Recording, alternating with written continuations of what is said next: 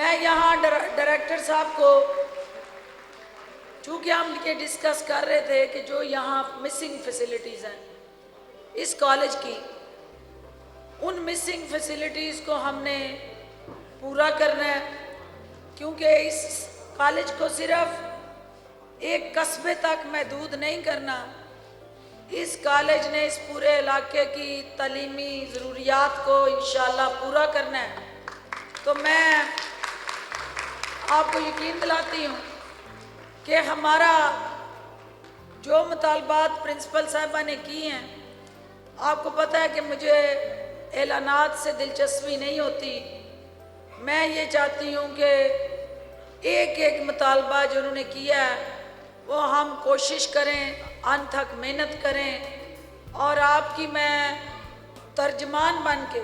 क्योंकि एक तर्जमानी मेरे पास हुकूमत पाकिस्तान की है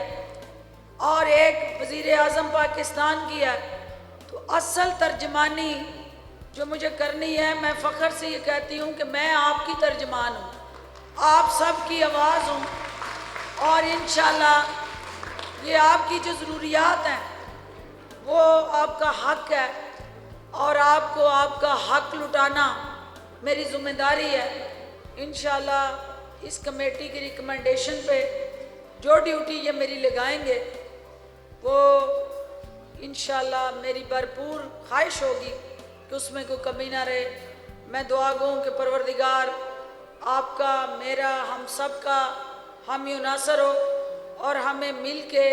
कायदे आज़म के इस पाकिस्तान की